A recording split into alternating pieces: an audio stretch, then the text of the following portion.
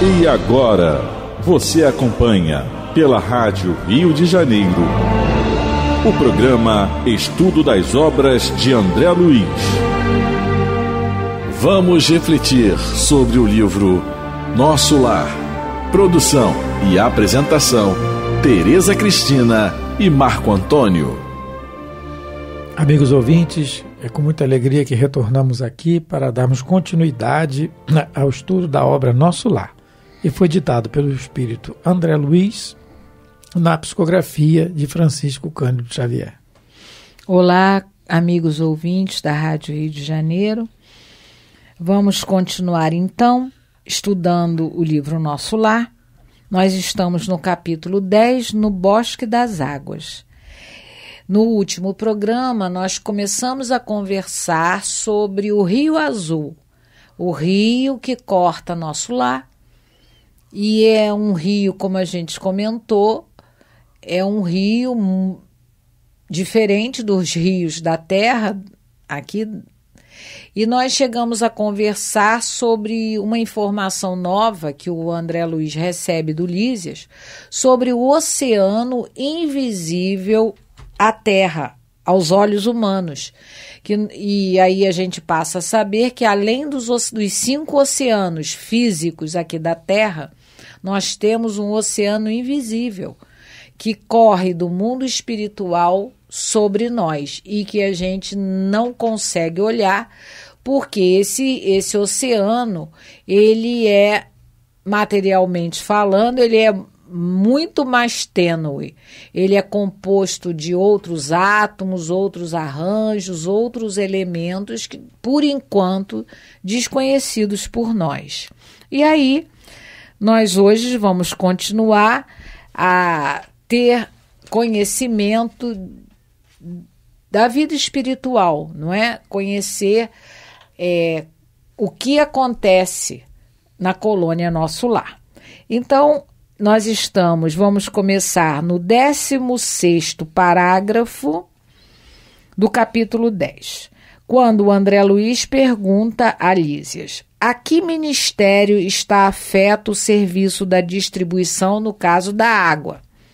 Imagine, elucidou Lísias, que este é um dos raros serviços materiais do Ministério da União Divina, porque esse ministério, como a gente comentou no programa passado, é o ministério que cuida mais dos problemas espirituais, das dificuldades emocionais, mentais da colônia.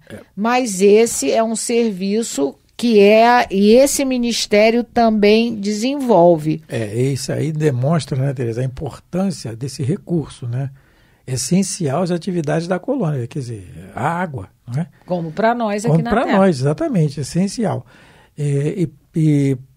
Por se tratar do Ministério da União Divina, né, ele indica a atuação direta dos planos superiores no processo, nesse processo de tratamento, nesse reservatório, nessa distribuição também, né? Que é essencial, dada a importância, né? Para a sobrevivência dos habitantes da colônia. Sim. Estamos falando de espíritos ainda muito materializados, como nós outros. Né? Que diz, perguntei, ignorando como conciliar uma e outra coisa. O visitador sorriu e obtemperou prazenteiro. Na terra, quase ninguém cogita seriamente de conhecer a importância da água. Em nosso lar, contudo, outros são os conhecimentos. Nos círculos religiosos do planeta, ensinam que o Senhor criou as águas. E aí, lembrando disso, e essa passagem está no livro Gênesis, do Velho Testamento.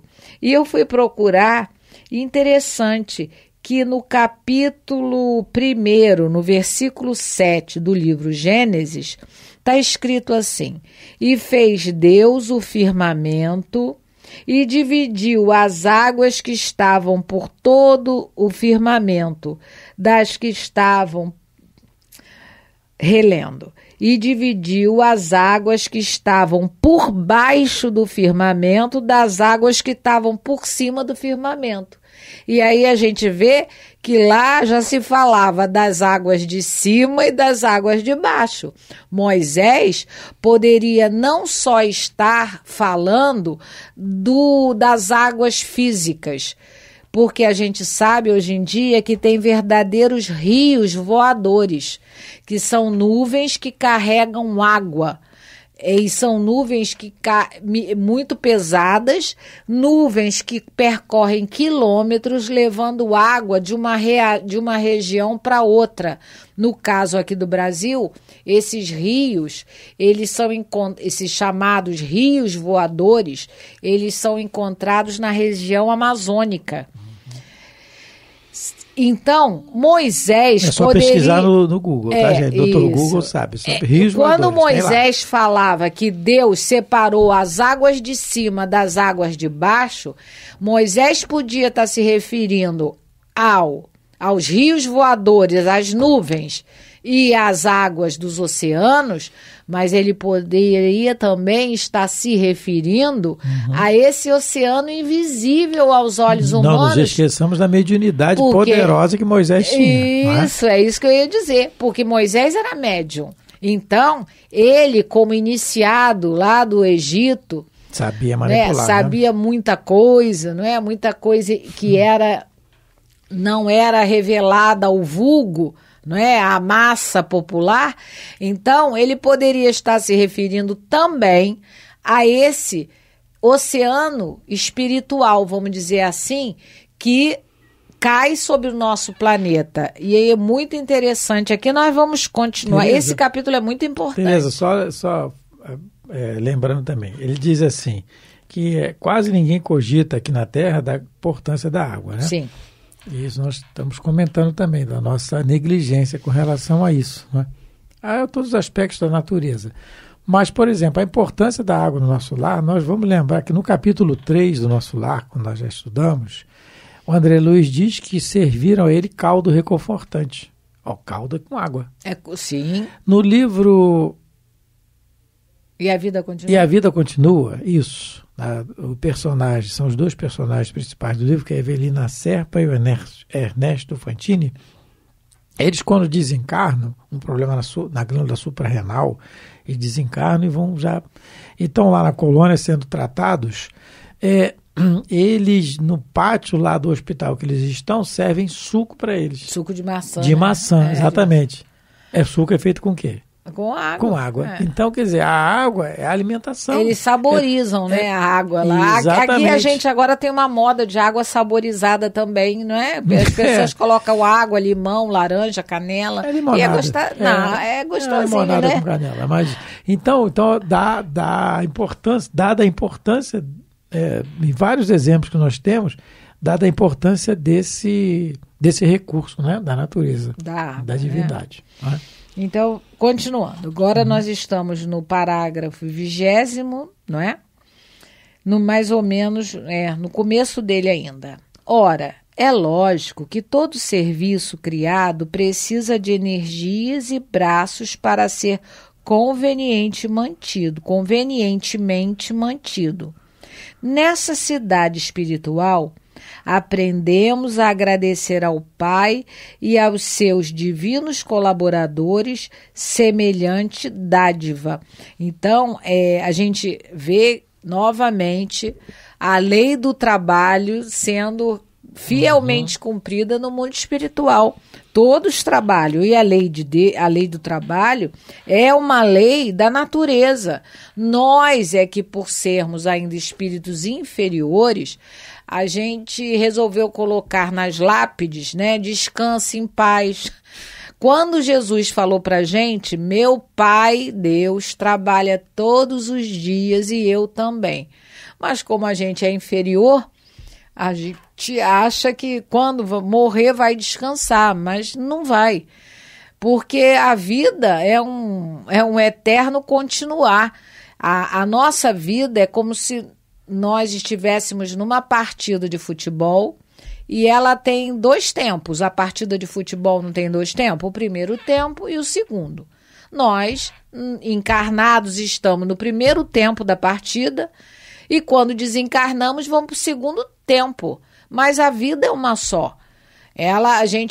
E se trabalhava no primeiro tempo, temos que continuar trabalhando no segundo, porque Deus trabalha todos os dias, Jesus também, e nós vamos ficar descansando? Nós que precisamos evoluir, que não sabemos quase nada ainda, né? Intelectualmente falando, espiritualmente menos ainda. Então a gente vai querer descansar. A gente pode começar a tirar essa ideia, essa ilusão que nós criamos para nós, porque fomos nós que criamos. Porque está bem claro no Evangelho. Jesus, quando condenaram ele, porque ele estava curando no dia de sábado, não é? Jesus comenta sobre isso, mas por que eu não trabalharia, né? O sábado ele foi feito para o homem. O homem é que utiliza o sábado de acordo como ele quer. E se Deus trabalha todo dia, eu também trabalho todo dia, mas a gente quer descansar. Lógico que existe uma outra lei ao nosso nível evolutivo que é necessária, a lei do repouso. A gente precisa repousar, sim. Todo mundo tem direito a férias, todo trabalhador tem direito às férias, menos as donas de casa, mas aí tudo bem. Isso aí acho que já faz parte da expiação, né? Porque antes a mulher era considerada coisa. Por enquanto, ela, né, agora ela já tem algum reconhecimento, mas qualquer dia... muito, volta de novo. Mas qualquer dia ela vai ganhar férias também. A dona de casa vai ter direito a férias, porque ela trabalha da hora que acorda à hora que vai dormir. Mas, enfim...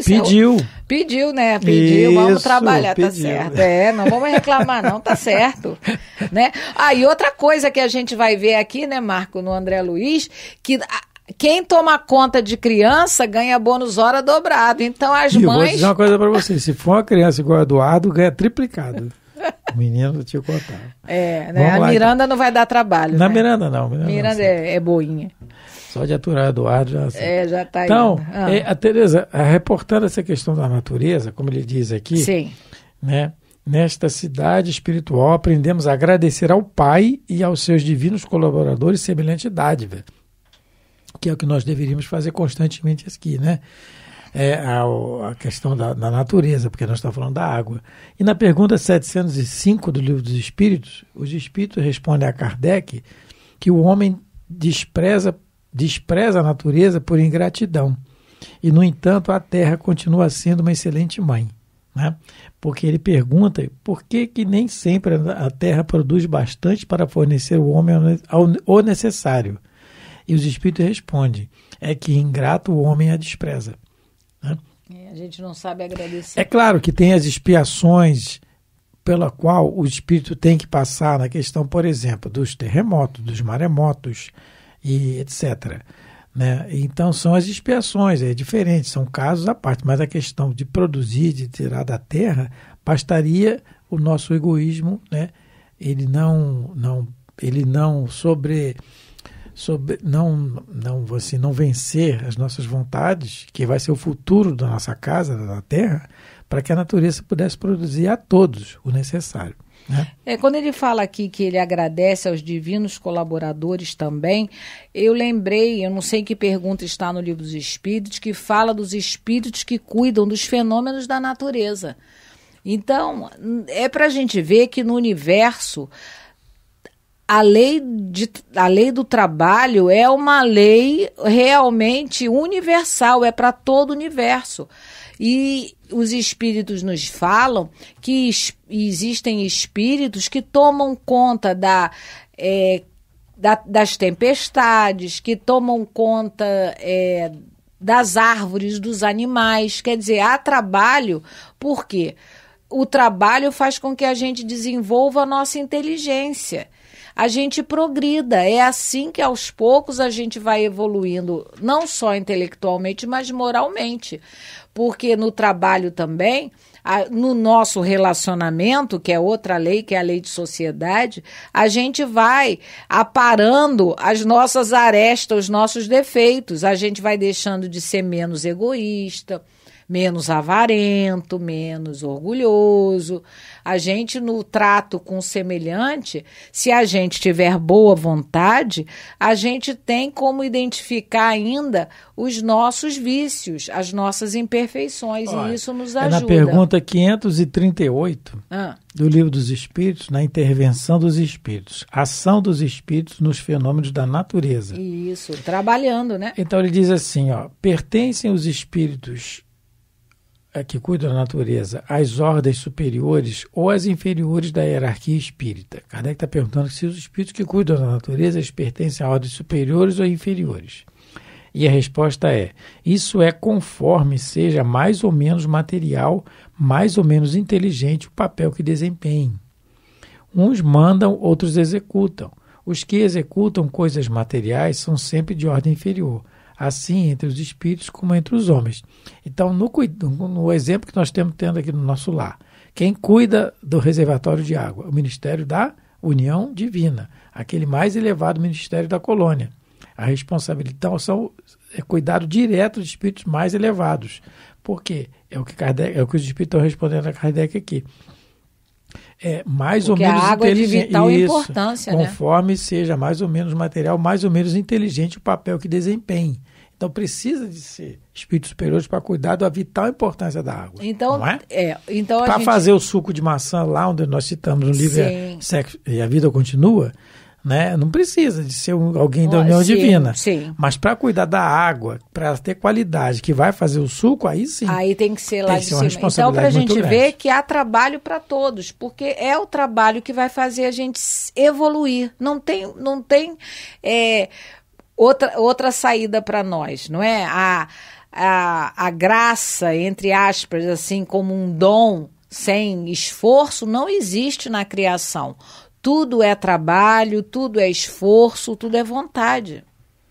Não é isso? A gente pode continuar? Então vamos continuar. Conhecendo-a mais intimamente, sabemos que a água é veículo dos mais poderosos para os fluidos de qualquer natureza. Então, o Lísias está explicando para André Luiz que a água é o veículo que se pode colocar medicamento, alimento, não é? Ele fala aqui que ele é o mais poderoso para os fluidos de qualquer natureza. Aqui, ela é empregada, sobretudo, como alimento e remédio. Alimento e remédio. Então, por isso que nas casas espíritas, nós usamos um dos recursos para alívio, não para cura, porque a gente já sabe que só quem se cura é a própria pessoa. Mas para alívio das enfermidades, não é? Com a permissão de Deus e dos bons espíritos, a gente tem o recurso da água fluidificada, que é uma água que geralmente ela é colocada durante a reunião espírita e no final as pessoas bebem a água. Só que numa casa espírita, a gente, como a água ela é colocada em copinhos geralmente para que todos bebam ao final, ali naquela água deve existir principalmente algum medicamento que seja tônico, revitalizador, porque não é uma coisa muito específica. Onde é que a gente vai poder tomar uma água magnetizada mais específica? Talvez no culto do nosso evangelho no lar, porque cada um da família coloca um copinho d'água pessoal. Então, os espíritos sabem que é você que vai beber aquela água.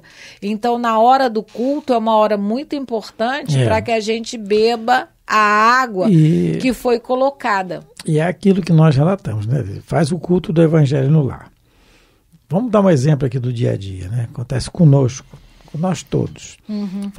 Estamos fazendo o culto do evangelho. Fizemos a oração, com sentimento, pedindo a Jesus e tal. Infelizmente, geralmente a gente faz a oração mais para pedir do que para agradecer. Mas agradecemos, pedimos, bebemos a nossa água e os espíritos e acabamos de fazer a oração. E eu não bebi a água, porque fiquei lá, deixou lá, vou beber daqui a pouco. A campainha toca. Aí a campainha toca, ou o interfone da casa toca. Um exemplo, né, do dia a dia. Eu vou atender o interfone, é alguém pedindo alguma coisa. Isso é hora de pedir? Mas será possível? Meu Deus do céu, não tem hora para aparecer? Pronto. Aquela água ali, os espíritos que botaram o remédio, ela já não está mais a mesma coisa. Porque é o nosso pensamento direcionado para aquilo. Como é que a água vai fazer efeito em nós? Não é? Então nós temos que vigiar isso também. E a respeito do que você falou, que você está colocando, Tereza, aí, no livro A Gênese, Allan Kardec coloca no capítulo 15, item 25, dizendo assim, é assim que as mais insignificantes substâncias, a água, por exemplo, insignificante muitas vezes para nós, né? A água, por exemplo, podem adquirir qualidades poderosas e efetivas sob a ação do fluido espiritual ou magnético, ao qual elas servem de veículo, ou, se quiserem, de reservatório. Então, Kardec está falando aqui no livro A Gênese, capítulo 15, item 25, né? Que a água pode adquirir qualidades poderosas e efetivas a resolver algum problema sério, efetivamente, sobre a ação do fluido espiritual magnético, a qual elas servem de veículo. Né? Ou, se quiserem, de reservatório. Mas é interessante que ele coloca fluidos de qualquer natureza. Isso. Podem ser maus. Exatamente. Podem ser bons, mas podem ser maus também. Porque, vamos dizer, a água é neutra. Vamos dizer assim, né? A gente sabe que tem cloro, que tem essas mas ela, em si, ela é neutra. Então, ela pode carrear fluidos bons, mas também pode carrear fluidos ruins. Porque entra o nosso livre-arbítrio no meio. Né? Nós, por exemplo, vamos à casa espírita, que é, né, falar da casa espírita porque normalmente é onde se põe a água para fluidificar, claro. E aí nós pegamos uma garrafinha d'água e levamos para lá e depois da reunião fizemos a nossa oração, tomamos passe e os espíritos fluidificam a água, claro, com certeza. Saímos dali, botamos lá debaixo do braço e vamos embora. Está chovendo. Acabou de chover, aquelas pocinhas de água, né, na lama. E aí eu estou andando na calçada, um irmão passa na poça de água com o carro e joga em cima de mim. E a garrafinha d'água está comigo, na minha bolsa, aqui debaixo do braço. Qual vai ser a minha reação? Aquela roupa novinha que eu botei, passadinha. Vai com Deus, irmão, não é? Dependendo. Esse então, vai com Deus esse aí. vai com Deus é complicado. Então, dependendo da situação, aí a água já foi embora. O fluido que os espíritos botaram já foi. Acabou-se. Porque é o nosso livre-arbítrio ali. A gente contaminou. Nós acabamos de sair de uma reunião, falamos de Jesus, do amor e tal. Saímos dali com a água fluidificada. E aí, como é que fica? Então, essas situações nós temos que vigiar muito, né? Engraçado, agora me veio a coisa, né? A gente, até bem pouco tempo, principalmente as mães, quando alguém machucava, a gente pegava da saliva e colocava, não é? Mas eu brinco com as um crianças. instinto, não é? É um instinto, isso. no fundo, a nossa alma, o nosso espírito sabe que a água tem uma importância muito grande. E se é uma mãe que bota a saliva no dedo e passa no machucadinho do filho, aquela água dela está impregnada de amor. A gente não leu que a água é um fluido, não é? Como ele coloca aqui, a água é o veículo dos mais poderosos para receber os fluidos de qualquer natureza. Então, quando a mãe, ela, né, a saliva cospe, né? A gente bota saliva ou cospe no dedo e passa no machucadinho, aquele machucadinho que a criança chora, que bateu.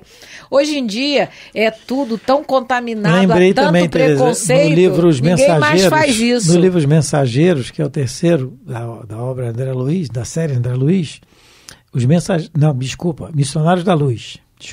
Missionários você vai falar? Do passe do sopro. Ele relata lá sobre o sopro. Você falou que a mãe bota e sopra também. Não, é nos Mensageiros. Não, eu acho que é Missionário da Luz. Tá? Bom, depois a gente vê. É Missionário da Luz. É Missionário da Luz. No próximo programa a gente vê onde é que está o passe do sopro. Eu acho que é nos Mensageiros, não. Mas é no Missionário. Aí sopra. Então, é o passe, mãe. E outra coisa, se pudesse ter uma escala de valores do passe, uma mãe amamentando o filho, e o fluido que sai do leite ali. A gente não dá valor. Mas então isso vai, próximo programa vamos comentar mais um pouco. Estamos terminando, agradecendo a todos a paciência, que Deus possa abençoar os vossos lares. Muito obrigado pela atenção e fique com Deus. A Rádio Rio de Janeiro apresentou o programa Estudo das Obras de André Luiz. Produção e apresentação, Tereza Cristina e Marco Antônio.